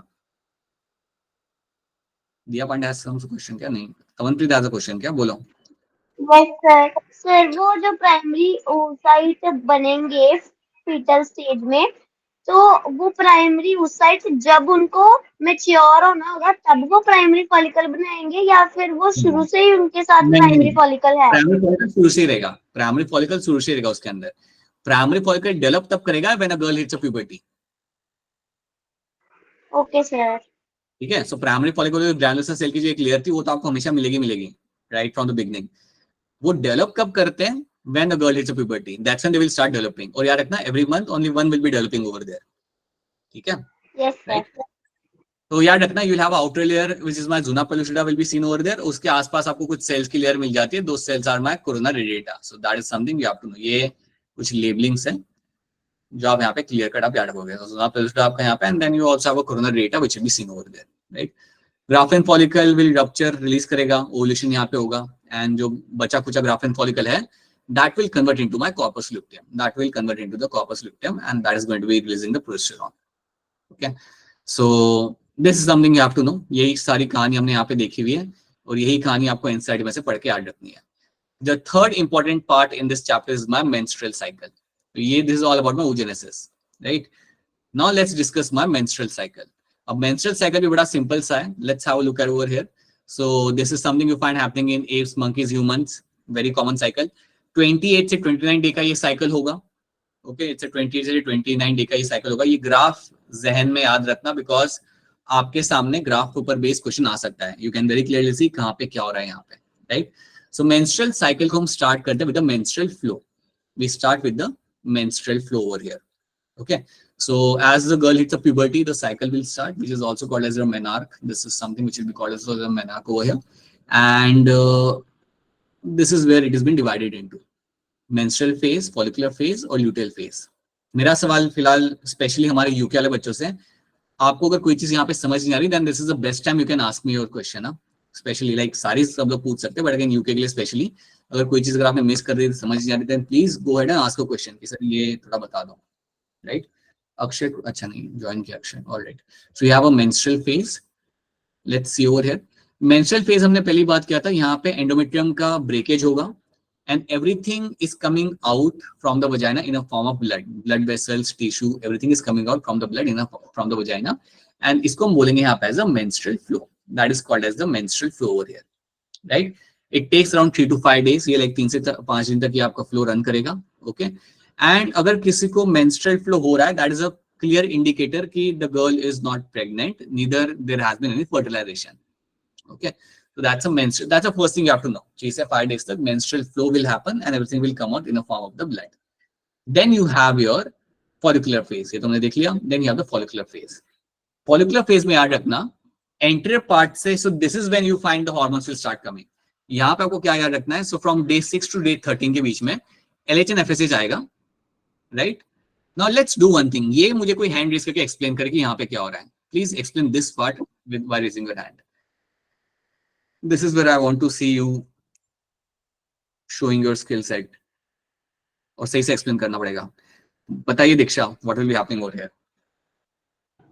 सर इसमें एलएच जो है वो ओवरी को बोलेगा कि एक हार्मोन रिलीज करे, उसको जो हार्मोन होगा वो एस्ट्रोजन होगा, और जो एस्ट्रोजन है वो एंट्री पिट्यूटरी को बोलेगा कि ज्यादा एलएच जो है रिलीज करे, और जो है एलएच का लेवल जो है बढ़ेगा और एस्ट्रोजन का लेवल बढ़ेगा। राइट, बस मुझे इतना ही जानना था। वेरी सही है, right. So what will be happening here is कि आपका एलएच यहाँ पे आके बोल रहा है ओवरी को कि आप रिलीज करो एस्ट्रोजन, वही एस्ट्रोजन जाके एंटीरियर पार्ट को बोलता है कि वो रिलीज करे और एलएच को। तो यहाँ पे कम्युनिकेशन यहाँ पे बन रहा है कि जैसे जैसे एलएच का लेवल बढ़ रहा है यहाँ पे एस्ट्रोजन का लेवल भी आपका यहाँ पे बढ़ेगा, और बल्कि एस्ट्रोजन जाके बार बार बोलता है एंटीरियर पार्ट को कि आप और भेजिए एलएच को, और भेजिए एलएच को। सो यहाँ पे दोनों का लेवल आपको बढ़ते हुए यहाँ पे मिलेगा। बट याद रखना, हमें याद रखना यहाँ पे एलएच सर्ज, एलएच सर्ज जो आपका होता है उसकी वजह से आपका यहाँ पे रिलीज किया जाएगा, आपका यहाँ पे बेसिकली ओवुलेशन आपका यहाँ पे होगा। अब एक बात याद रखना कि FSH will also have a role. FSH जब आपके ओवरी से जाके इंटरेक्ट कर रहा है, when FSH is going and interacting with the ovary, तो यहाँ पे आपके फॉलिकल्स आपके डेवलप किए जाएंगे। You will find the follicles will start developing over there. तो प्राइमरी फॉलिकल बनेगा, सेकेंडरी बनेगा आपका टर्शरी आपका बनेगा आपका यहाँ पे ग्राफेन फॉलिकल। सो यहाँ पे याद रखना FSH will help in the development of the follicle, वो तो आपका हो ही रहा है। उसके साथ साथ LH का यहाँ पे क्या साइकिल चल रहा है वो भी आपको यहाँ पे याद रखना है। This is your follicular phase. अब एक चीज जहन में याद रखना कि ईस्ट्रोजन जो आपका यहाँ पे आ रहा है, it will have number of roles, secondary sexual characters, that is also happening because of estrogen. But उसके साथ साथ estrogen is also playing a very important role in developing the endometrium lining. Estrogen जो आपका यहाँ पे आ रहा होगा, ये एक बहुत इंपॉर्टेंट रोल प्ले करेगा in the development of the endometrium. So that is something you should be very much clear with कि endometrium का जो development आपका यहाँ पे होगा, that is also happening with the help of the estrogen. तो यहाँ पे blood vessels बनाई जाएंगी, tissues बनाए जाएंगे. This is happening during the coming of the estrogen, right? तो आप ये डेवलप यहाँ पे क्यों कर रहे हो? फॉर द पॉसिबल इम्प्लांटेशन, अगर फ्यूचर में करना हुआ तो so that has to be done. ये होता है आपके यहाँ पे फॉलिकुलर फेज, और डे 14 को आपका यहाँ पे होगा ओवुलेशन। सो नाउ योर ओवा is getting release, so your secondary oocyte is getting release over here.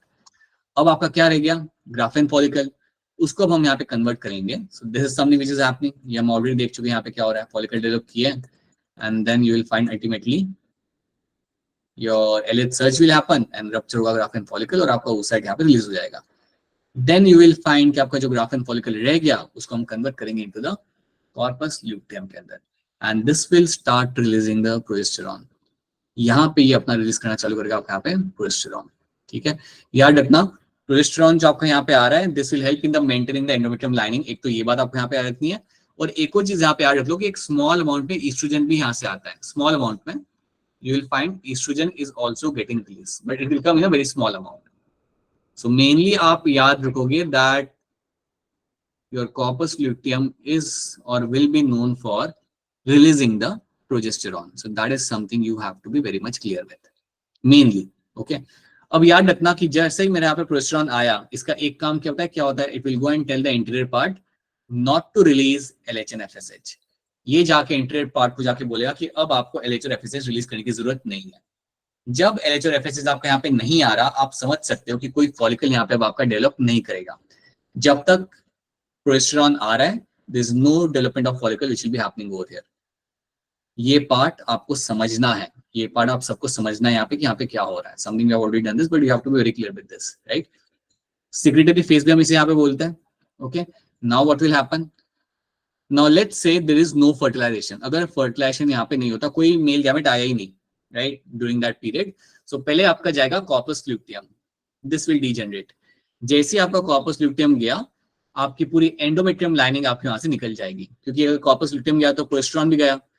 अगर प्रोजेस्टेरॉन आपका वहां पे चला जाता है, then कोई मेंटेन नहीं कर रहा endometrium lining को, and everything will come out in a form of the blood, and that is the menstrual flow. So याद रखना, no fertilization means there's going to be a menstrual flow which will be happening, right? अगर fertilization हो जाता है successfully, अगर male gamete है वहां पे अगर हो जाता है, then होगा implantation and corpus luteum आपका survive करेगा। And what will not happen? There will be no menstrual flow. तो इसलिए कहा जाता है कि अगर suddenly menstrual flow एक women के अंदर बंद हो जाए, there can be a very good indicator of a pregnancy. That can be a very good indicator of a pregnancy. So ये बात आपको यहाँ पे याद रखनी है, ठीक है? Now, so that is my luteal phase, and this is what you find happening in this. हाँ जी, तो बताइए क्या सवाल है आपका? सर जो कॉर्पस ल्यूटियम है वो प्रोजेस्टेरॉन तो सीक्रेट करता है, पर आपने बोला वो स्मॉल अमाउंट में एस्ट्रोजन भी सीक्रेट करता है। तो Right. उस टाइम पे फॉलिकल पे डेवलप होता नहीं, ओव्यूलेशन तो होगी नहीं कि वो जाके एलएच को सीक्रेट करवाएगा। तो एस्ट्रोजन का उस टाइम पे क्या रोल होता है? You have many roles, but estrogen will have number of roles in the female body. We say that it has a secondary sexual character, but उसके अलावा इसके कई सारे बाकी रोल होते हैं जिसके अंदर भी ये मेटाबॉलिक रिएक्शंस में रोल प्ले करता है। मैं वो रोल्स अभी हम उसको डिस्कस नहीं करेंगे वो रोल्स यहाँ पे क्या होते हैं, बट मैं आपको यहाँ पे एक एग्जांपल दूंगा जो आप लोग काफी लोग रिलेट कर पाओगे। अगर आपने कभी नोटिस किया होगा ना, इवन अगर आपने घर में अगर नोटिस किया होगा, people, girls, women in their late 60s, जब उनकी एज जाती है बियॉन्ड 50 इयर्स ऑफ एज, जब विमेन की एज जाती है, they start having issues in their joints. आपको भी नोटिस करना कि विमेन जनरली जो 50s के बियॉन्ड जाते हैं, they start having issues in their joints के साथ, joints के अंदर उनके issues वहां पे start होते हैं। Okay, so joints के साथ जो उनके issue वहां पे start होते हैं, you will peculiarly see in the females, and that too after the menopause, they will have issues in the joints over there. So आपका कैल्शियम मेटाबॉलिज्म के अंदर आपके वहां पे कंसर्न्स आते हैं। So basically कैल्शियम डिपोजिशन को लेके वहां पे आपके issues आते हैं, इसलिए you will have the आपके अर्थराइटिस के केसेस आपके बढ़ जाते हैं वो टाइम पे, जॉइंट्स आपके वीक हो जाते हैं, जॉइंट पे पेन आपका ज्यादा कॉमन हो जाता है। ये सारी चीजों को मेंटेन करने के लिए या एक अच्छे कैल्शियम रेगुलेशन को मेंटेन करने के लिए भी ईस्ट्रोजन आपको रोल प्ले करता है। सो ईस्ट्रोजन जो हम यहाँ पे चीजें समझ रहे हैं वो सब तो करता ही है, पर उसके अलावा it has multiple roles, and one of the role is going to be it plays an important role in calcium regulation in the joints, जो हम डिस्कस नहीं करते हैं because something it is out of the box चीज है हमारे लिए। But याद रखना, अगर आप ये कॉमन चीज है जो you can very clearly must have seen, you have seen this, that people or women in their late 50s will have the issue in terms of the joint pain and number of things. And why this is happening? Because after 50s it is a menopause. एक बार menopause है, then after that you don't have estrogen secretion in the bloodstream. Once you don't have estrogen secretion in the bloodstream, it will affect all the other features जो cover कर रहा था वहाँ पे. So that is something which happens. So I hope you're getting what I'm trying to tell you, Tavanpreet, over here. Number of estrogen over there. ठीक है? So ये क्या है? And then we have a fertilization. Now this is something, it is a very simple event happening in the ampullary region. आपके यहाँ पे हो रहा है आपका fertilization यहाँ पे, right? So जब आपका fertilization यहाँ पे होगा, so basically what will happen? The first thing you have to remember कि जैसे ही आपका fertilization यहाँ पे होता है, पहला event जो आपका यहाँ पे होगा, that is going to be कि membrane के अंदर आपको changes होते हुए आपको यहाँ पे मिलेंगे, right? So what do you get to see? Let's see यहाँ पे क्या लिखा हुआ है? The process of fusion of sperm and ovum is called as a fertilization. During fertilization, a sperm comes in contact with the zona pellucida layer of the ovum and induces the change in the membrane that blocks the additional entry of the sperm. तो यहाँ पे हम polyspermy यहाँ पे हम avoid कर रहे हैं, यहाँ पे हमारा हम लोग पॉलीस्पर्मी यहाँ पे क्लियर कट अवॉइड कर रहे हैं, राइट? तो ये आपको इवेंट याद रखना है, ये चीज याद रखनी है कि यहाँ पे पॉलीस्पर्मी हम यहाँ पे अवॉइड करेंगे, right? Thus ensures that only one sperm can enter the fertilizer ovum. So that is something you have to know. ये चीज आपको यहाँ पे याद रखनी है। अब मैं आपको एक चीज बताना चाहूंगा जो मैंने आपको अभी तक बताई नहीं है, कि आपके आइडेंटिकल ट्विंस कैसे बनते हैं, how your identical twins are form. आपने देखा होगा ना कुछ लोग होते हैं जो डिट्टो एक दूसरे से दिख रहे होते हैं, लाइक दो लड़के होंगे या दो लड़कियां होंगी और वो सेम टू सेम दिखेंगी। So that is called as the identical twins. So identical twins जो आपके होते हैं, जिसको हम कहते हैं आइडेंटिकल ट्विंस, इनको हम इवन कहते हैं यहाँ पे एज अ मोनोजाइगोटिक ट्विंस। सो मैं ये समझाता हूँ पहले ये बनते कैसे हैं। सो समझो आपका स्पर्म आया फ्यूज किया एग के साथ, फ्यूज करने के बाद there will be formation of a zygote. So basically what will happen after the sperm fusing, there is a formation of a zygote. तो समझो यहाँ पे जाइगोट बन गया, right? So there is a formation of a zygote. एक ही sperm आया था और यहाँ पे आपका जाइगोट बन चुका है। अब ये जाइगोट डिवाइड करेगा, मतलब इसके अंदर बनेंगे आपके क्लीवेज होगा, and there will be formation of number of blastomere यहाँ पे आपके बनेंगे, right? So will have a number of blastomeres are been form, 8, 15, 16, मतलब जो भी आपके बन रहे हैं यहाँ पे आपका नंबर आपका बढ़ता जाएगा। So will have a number of blastomere are been formed over here. इसके बाद क्या होता है, कोई बताएगा मुझे? How what happens when the number of blastomere are been formed? उसके बाद क्या होता है जनरली? Sir implantation. इम्प्लांटेशन के पहले क्या होगा? सर इनर सेल मास बनेगा। Very good, बहुत बढ़िया Shivam, very good. You will find the inner cell mass will be formed over here, right? There will be formation of inner cell mass. So basically आपकी एक outer layer आपको मिलती है and there will be formation of inner cell mass. अब identical twins में क्या होता है ना, generally आप क्या देखते हो that you will find you will have a outer layer आपकी होती है trophoblastic cell की, and then you will have a presence of a inner cell mass. Center में आपको मिलेगा, आपके यहाँ पे देखने के लिए आपके यहाँ पे inner cell mass. You will have the inner cell mass over here, right? ये आपको बनता है, that is something we have seen, और outer layer आपको रूबुला सेल की। अगर हम बात करते हैं आइडेंटिकल ट्विंस के बारे में, तो देखो पता है यहाँ पे क्या होगा, you will find there will be a formation of a 2 inner cell mass। आपके एक नहीं बनेंगे, आपके 2 इनर सेल मास आपको बनते हुए आपको यहाँ पे मिलेंगे। So instead of one inner cell mass, आपको यहाँ पे 2 इनर सेल मास आपको बनते हुए आपको मिलेंगे यहाँ पे। So instead of 1 inner cell mass there will be a formation of 2 inner cell mass. मतलब कुछ ब्लास्टोमेर ऊपर वाले एरिया में चले गए, कुछ ब्लास्टोमेर आपके नीचे वाले एरिया में चले गए, and suddenly now what you have a 2 inner cell mass are been formed. अब याद रखना, एक inner cell mass will give rise to 1 embryo. तो यहाँ पे आपके 2 इनर सेल मास आपके बन चुके हैं, and this 2 inner cell mass will give rise to 2 embryo। इस वजह से you will have the identical twins will be formed। अब ये आपका डेवलप करेगा यहाँ पे inner cell mass and will give rise to the embryo over here। So यहाँ पे आपके फिर identical twins आपके यहाँ पे बन जाएंगे। इसलिए जहाँ पे identical twins आपके यहाँ पे होते हैं ना, इसको हम इवन यहाँ पे बोलते हैं as a monozygotic twins। monozygotic twins। monozygotic twins से मोनो मतलब क्या होता है, वन, एक ही zygote में से आपके यहाँ पे 2 एम्ब्रियो आपके यहाँ पे, इसलिए हम इन्हें बोलते हैं एज अ मोनोजाइगोटिक ट्विंस। मेरी बात पहले सुन लो यहाँ पे क्वेश्चन के पहले। अलीजे, अलजिया, बताइए क्या सवाल है आपका? सर ऐसे जो होते हैं मोनोजाइगोटिक ट्विंस, इसमें जेंडर्स भी अलग अलग हो सकते हैं, दोनों आइडेंटिकल रखे, मतलब एक नहीं बॉय और एक गर्ल? नहीं नहीं नहीं, वो नहीं हो सकता। आई टेल यू क्यों नहीं हो सकता, स्पर्म एक ही आया था ना वहां पे, स्पर्म हमारा एक ही आया था, तो इधर मेरा एक्स स्पर्म आया होगा या फिर वाई स्पर्म आया होगा, है ना? So there is no possibility of having 2 different genders over there. You will only find the gender are going to remain the same. You will find they will be genetically identical। मतलब बिल्कुल यहाँ पे वो डिक्टो, मतलब generally क्या होता है ना, हम सब लोग ऑलमोस्ट, हमारा जीन जो है आपका मेरा 99% सेम है, उनका तो 100% सेम होता है। Okay, so that is what you will be finding over there। So that is why इनके साथ फिर ऑर्गन ट्रांसप्लांट भी आप इजीली कर सकते हो। So this is what you find happening in the monozygotic twins के अंदर, आपको ये चीज आपको यहाँ पे मिल जाएगी, राइट? सिद्रा बताइए क्या सवाल है आपका? सर जैसे सर हम लोग भी ट्विंस हैं सर, मेरे भाई की जैसे तबीयत खराब होती है सर, मुझे भी ऐसा लगता है कि फीवर है मेरे अंदर भी, सर ऐसा क्यों होता है? नहीं, ये it has nothing to do with the biology actually, right? इसका बायोलॉजिकल कॉन्सेप्ट इसका है नहीं, but you and your brother has to be a fraternal twins. आप और आपके जो भाई है ना, जिनके, हाँ, they are your fraternal twins. So वो आप डायजाइगोटिक ट्विंस हो। डायजाइगोटिक ट्विंस में क्या होता है, पहले ये क्वेश्चन करके बताओ फिर बताऊंगा। क्वेश्चन नंबर 60 का यहाँ पे आंसर क्या होगा, फटाफट मुझे अनम्यूट करके बता दो, इसका आंसर क्या होगा? Sir C D D D नहीं सर, इसमें आंसर ही नहीं है। इसमें आंसर ही नहीं है, अरे इसमें आंसर ही नहीं है।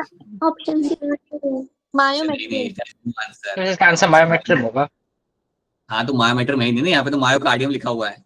Sir myocardium is Yes, something you sir. Find in the heart, heart ना राइट? तो इसमें आंसर नहीं है, नो आंसर। +4 ग्रेस मिल गया। 61 का आंसर यहाँ पे क्या होगा? ध्यान से देखो and raise your hand for this. 61 के लिए raise your hand. I want all of you to able to answer this. बताइए बस 4 लोग, क्या हो रहा है? Like you have to be like, you people have to be able to answer this। Mons pubis के बारे में सवाल पूछा गया है, आपको आंसर आना चाहिए यहाँ पे। अक्षरा बताइए, अक्षरा चली गई, गायब हो गई क्या अक्षरा? आप भी बताइए। अनिरुद्ध क्या होगा इसका answer?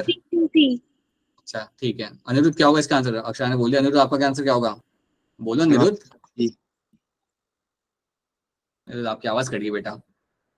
Sir option C. Right, option C over here becomes the correct। It is a cushion of fat covered by a skin and a pubic hair, right? Mons is a cushion of fat। याद रखना, it's not a cushion of protein, it's a cushion of fat covered by a skin and a pubic hair। ठीक है, all right, so that is something you have to know। तो ये हमने देखना है monozygotic twins। अभी हम यहाँ पे ये क्वेश्चन का आंसर क्या होगा 68 का? immature male germ cells are known as what? immature male germ cells को हम यहाँ पे क्या बोलते हैं? इसका आंसर क्या आएगा? तमनप्रीत बताओ।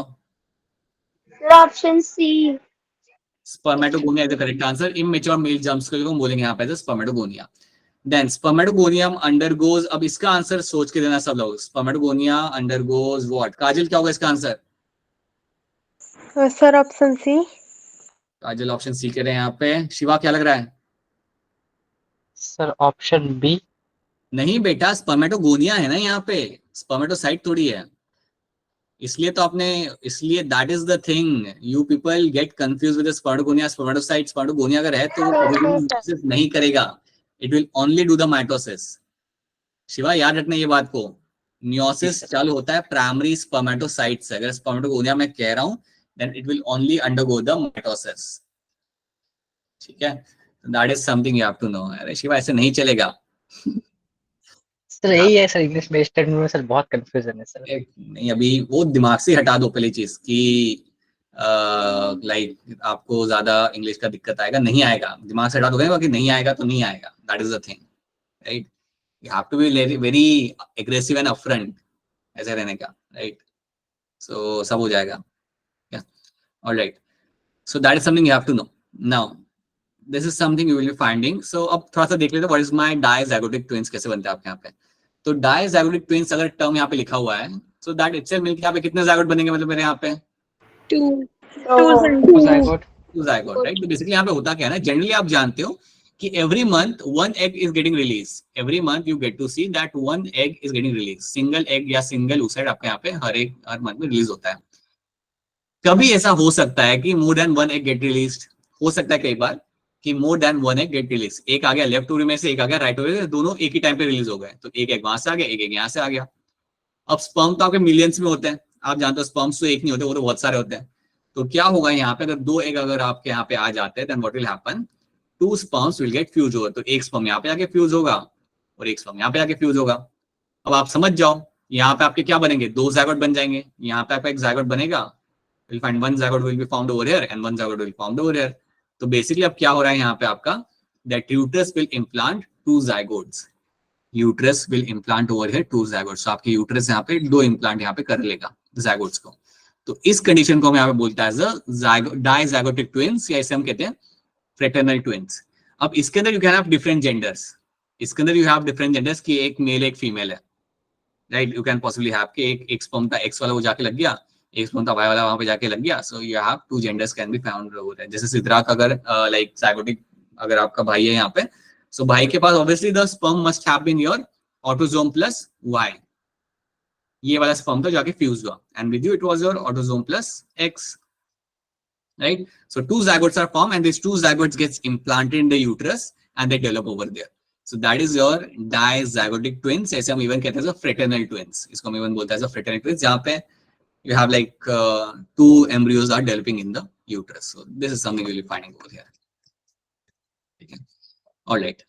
So ये याद रखना। अब ग्रे क्रेसेंट वाली बात, इसको आप अभी के लिए इग्नोर कर दो because you will get confused over here. ये मैं आपको बाद में explain करता हूँ because you don't find this question coming again. ये कभी अब क्वेश्चन आ गया, ये क्वेश्चन काफी पुराना है, 2005. It is way before you were even born. Not way before. You most of you have born in 2007 or 8 ना. Not way before. But yeah, this is a different syllabus. ये grey crescent वाली बात actually क्या है, ये frog के embryo में आपको देखने के लिए मिलता है। फ्रॉग का जब आप एम्ब्रियो डेवलपमेंट आप स्टडी करते हो तो इमेजिन वो टाइम पे क्या क्या पढ़ाया जाता था। सो वो टाइम पे ग्रे क्रेसेंट फॉर्मेशन आपको वहाँ पे होता है, right. It is just opposite to the site of entry of sperm. someday later we'll just study this thing. एक बार इसको देख लेंगे बाद में कभी वैसे रैंडमली, बट अभी के लिए इग्नोर करो, ये कल टेस्ट में ऐसे क्वेश्चन नहीं आएंगे। हाँ, ये क्वेश्चन था आपका, ये शिवा का क्वेश्चन आ गया। Select the correct option describing the gonadotropin activity in the normal pregnant female. अब यहाँ पे आपको पूछा ये गया है कि इनमें से कौन सी एक्टिविटी आपको नॉर्मल प्रेग्नेंट फीमेल में आपको देखने के लिए आपको मिलेगी। शिवा, ये आपसे पूछा गया, राइट। तो एक नॉर्मल प्रेग्नेंट फीमेल के अंदर you will find a good amount of HCG। HCG का अमाउंट फीमेल के अंदर आपको ज्यादा मिलेगा, ठीक है। तो एक नॉर्मल फीमेल के अंदर FSH और LH आपको नहीं मिलना ना, बिकॉज इसकी जरूरत ही नहीं है ना, आपको डेवलप ही नहीं करना आपके oocyte को। सो इसकी तो आपको जरूरत है नहीं, तो that won't be there in the normal female, pregnant female. So you will have a high amount of HCG। अभी हाई अमाउंट ऑफ HCG यहाँ पे बेसिकली आप यहाँ पे क्या करेगा, it stimulate the synthesis of estrogen and progesterone. Basically HCG करता क्या है, it helps in the maintenance of the of the corpus luteum. ये हेल्प करेगा to maintain your corpus luteum. So corpus luteum को ये मेंटेन करता है। अब शिवा आपको याद रखना है, all of you should know that, अगर आप कॉर्पस ल्यूटियम को अगर आप मेंटेन कर रहे हो तो अल्टीमेटली आप क्या करा रहे हो, you are maintaining the level of progesterone and your estrogen. इसका लेवल आप यहाँ पे मेंटेन करा रहे हो। और इसलिए आपका ऑप्शन सी बनेगा यहाँ पे as a correct answer. That is why it is becomes a correct answer. Option D भी मेरा यहाँ पे कहते हैं. ऑप्शन डी यहाँ पे क्या कर रहा है कि HCG stimulate the thickening of the endometrium. नहीं, वो थिकनिंग को नहीं इंक्रीज करता है यहाँ पे. बेसिकली वो मेंटेन कराता है आपके एंडोमेट्रियम की लाइनिंग को, वो भी इसके through via progesterone and estrogen. So that is why option C मेरा बनता है यहाँ पे एज अ करेक्ट आंसर. वो मेरा अप्रोप्रिएट स्टेटमेंट मेरे यहाँ पे बनेगा. बाकी मेरे यहाँ पे कोई भी स्टेटमेंट मेरा अप्रोप्रिएट यहाँ पे नहीं है. शिवा पहले ये बताओ क्या समझ आ रहा है मैं यहाँ पे क्या बता रहा हूँ? यस सर, वो क्वेश्चन जैसे आपने बताया वो समझ में आ गया आंसर. क्वेश्चन मतलब समझ में आया सर कि वो यहाँ पे हाँ. दूसरा टर्म्स था, उसका मीनिंग समझ में नहीं आ रहा था. क्लियर है. Oh yeah, so non-pregnant, normal pregnant female है, so that is something you will find here. This is something you will find. Okay, which हाँ ये इसका आंसर आप लोग मुझे हैंड से बता सकते हो. कौन सी एक्स्ट्रा एम्ब्रियोनिक मेम्ब्रेन आपके यहाँ पे होती है ह्यूमंस के अंदर जो डेसिकेट होने से बचाती है एम्ब्रियो को, जो सूखने से या डेसिकेट होने से बचाती है. यहाँ पे हमने एक्स्ट्रा एम्ब्रियोनिक मेम्ब्रेन पढ़ा है, हम सबने ये कवर किया था, हमने सबने सीखा था. So you should be able to answer this. Apoorva बताइए क्या होगा इसका अंदर आंसर? बी. अपूर्वा बी के लिए अपेक्षा क्या लग रहा है?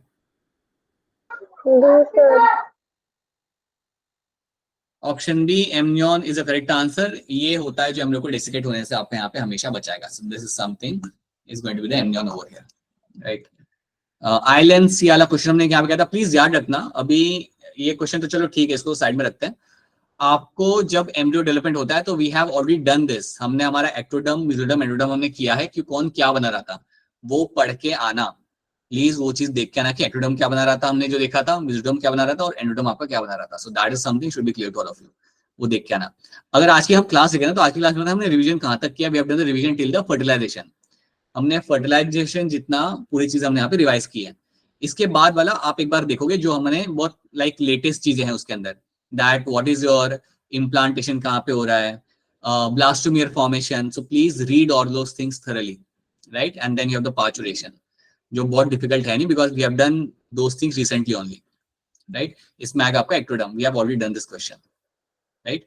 Then you have the implantation. So these are the things I want all of you to remember, read by yourself, right? Not everything will be, we have done the major chunk over here. ये आपको खुद से एक बार देखना पड़ेगा, ठीक है. You have to look it by yourself and you have to know what has been happening over here.